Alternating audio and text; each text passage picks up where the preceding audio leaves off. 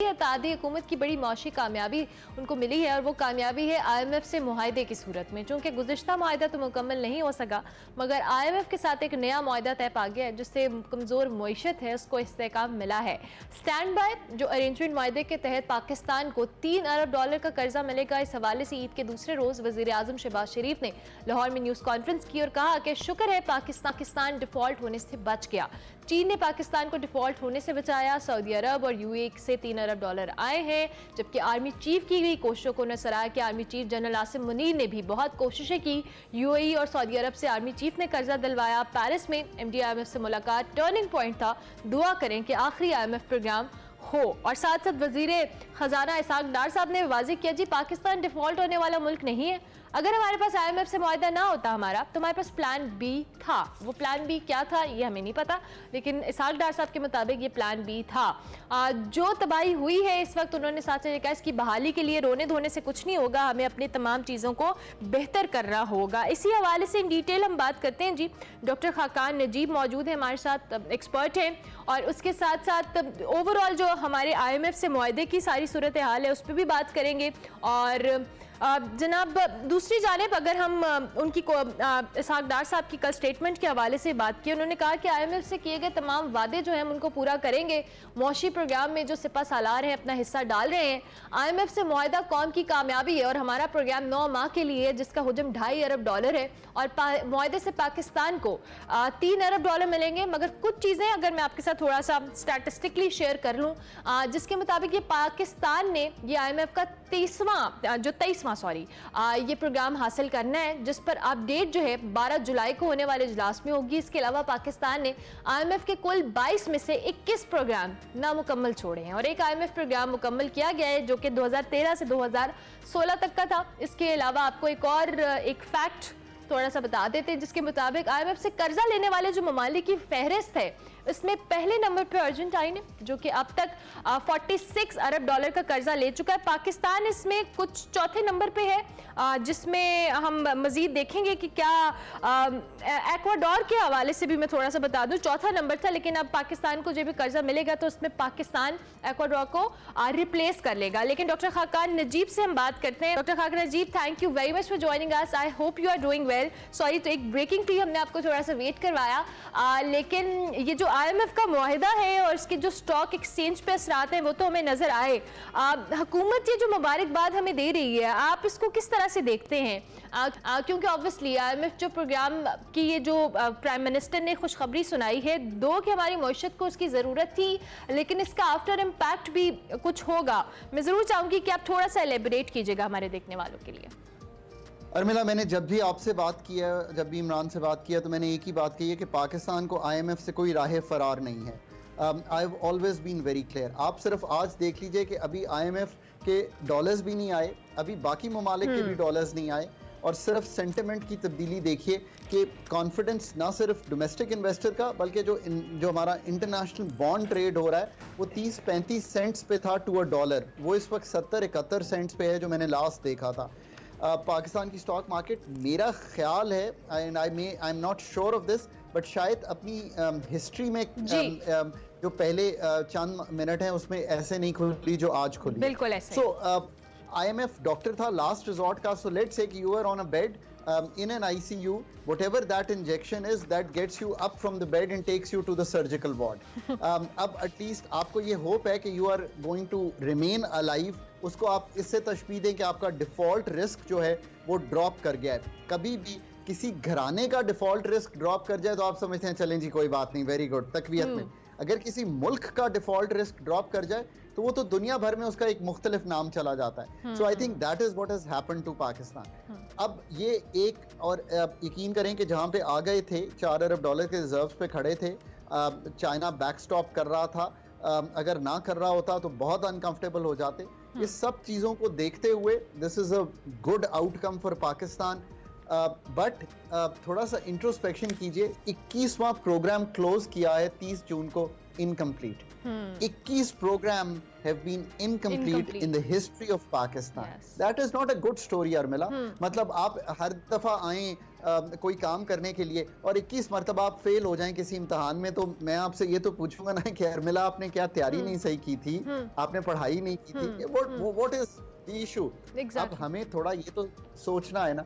But अब एक नया इम्तिहान है, ये 23वां इम्तिहान है हमारा, 22वां हमने कंप्लीट किया था 13-16 का, ये 23rd एग्जाम में आप चले गए हैं। अब 23rd एग्जाम को करने के लिए इनिशियली तो बड़ी एग्जूबरेंस है कि आपको मौका मिला है वो पेपर लिखने का, आपने अब उनके साथ ये तय किया कि आप ये पर्चा करना चाहते हैं, आपने 9 जमातें पास की हैं, अब आपको पर्चा करने का मौका मिला है मेट्रिक का, but do a good job, right? Get your team together, negotiate well, अपने जो अहदाफ IMF से तय किए हैं खुदारा उनको एक दिन पहले तय कंप्लीट कर दीजिए। अर्मिला, मैंने 13-16 का प्रोग्राम एंकर किया है पाकिस्तान का, दी ओनली प्रोग्राम पाकिस्तान में जो कंप्लीट हुआ है। बिल्कुल।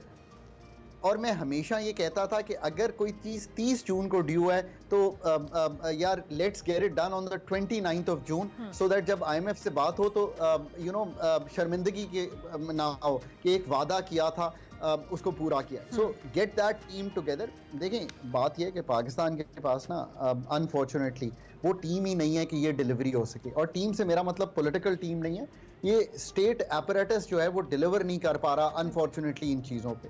अगर स्टेट एपरेटस इन चीज़ों पे डिलीवर कर पाता तो शायद हम कई प्रोग्राम कर चुके इस सिचुएशन में ना होते। डॉक्टर खाकन, सॉरी मैं आपको इंटरप्ट करी, मैं चाहूंगी आप एक और इसमें ऐड कर लें। जैसे आपने खुद भी क्रेडिट के हवाले से बात की कि कुछ माजी के अंदर ऑब्वियसली अगर हमने 21 प्रोग्राम नामुकम्मल छोड़े और सिर्फ एक कंप्लीट किया है, ये एक बहुत बड़ा इशू है, और इस पे ना सिर्फ IMF बल्कि दुनिया भर में क्रेडिबिलिटी पे सवालात उठते हैं।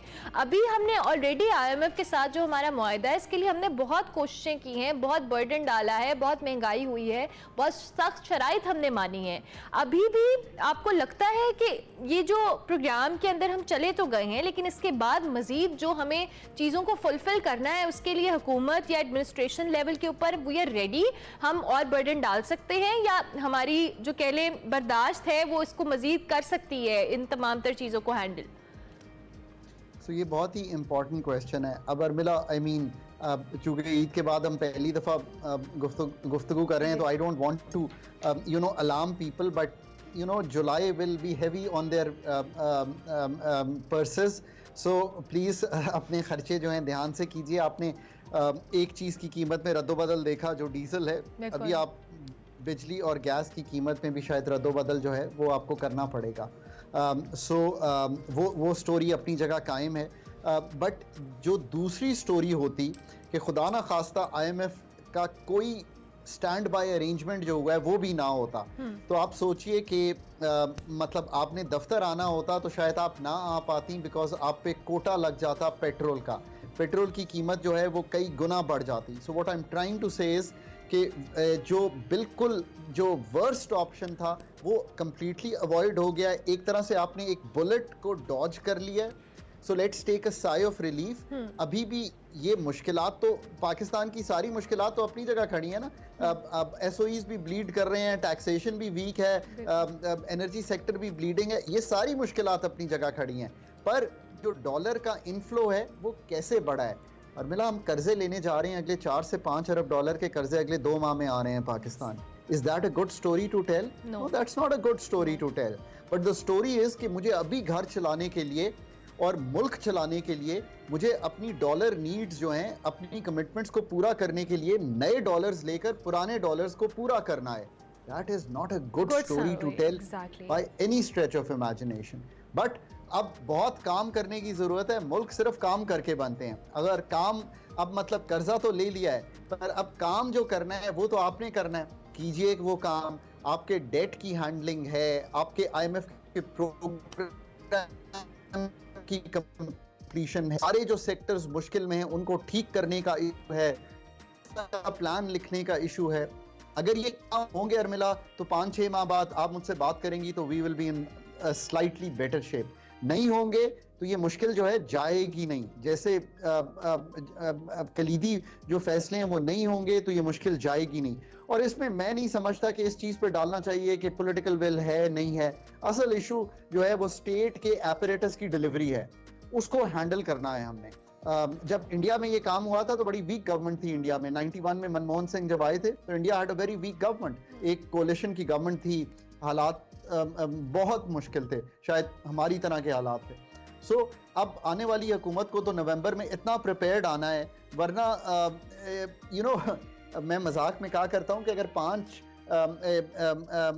साल किसी वजीर आजम ने मुकम्मल नहीं किए तो यार एक दफ़ा ऐसे करें कि सारे मुश्किल फैसले कर दे आने वाला वजीर आजम, फिर देखिए कि क्या होता है। मैं यकीन से कहता हूं कि वो अपने 5 साल मुकम्मल करेगा और वो चीज़ें डिफरेंट हमें रुख पे जाती हुई नजर आएंगी। अच्छा डॉक्टर खाकान, आपने रिफॉर्म्स के हवाले से बात की और अभी जब तक आपने खुद कहा कि ये कर्जा मिल जाना अचीवमेंट नहीं है, इसके बाद जो हमें रिफॉर्म्स करनी है, जो चीज़ों को बेहतर करना है, वो एक अलग स्टोरी है और इसके लिए बहुत स्ट्रॉन्ग हमें इकदाम करने होंगे। बट अनफॉर्चुनेटली आपको लगता है कि सारे इकदाम करने के लिए जो हमारे पास एक स्ट्रैटेजी या प्लानिंग होनी चाहिए, क्योंकि जितनी दफ़ा 21 मरतबा अगर हम IMF प्रोग्राम में गए हैं तो अब तक तो हमारे पास ऐसा कोई लॉन्ग टर्म प्लान होना चाहिए था कि हमें IMF की ज़रूरत ना पड़ती, या हमें कोई और एक प्लान बी जिसका इसाकदार साहब जिक्र कर रहे हैं, वो प्लान बी कुछ और होना चाहिए था।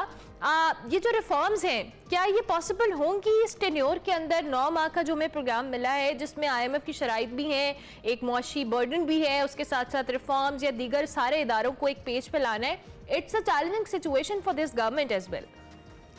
करेक्ट। सो एक तो ये है कि याद रखिए कि जो IMF के प्रोग्राम होते हैं ना, वो बहुत ज़्यादा डीप या फंडामेंटल या स्ट्रक्चरल नहीं होते। वो प्रोग्राम्स कोशिश ये करते हैं कि जो आपकी ब्लीडिंग्स हो रही हैं उनको किसी तरह रोका जाए, प्राइस चेंजेस किए जाएं, कुछ खसारों को कम करने के लिए नए टैक्सेस लगाए जाएं।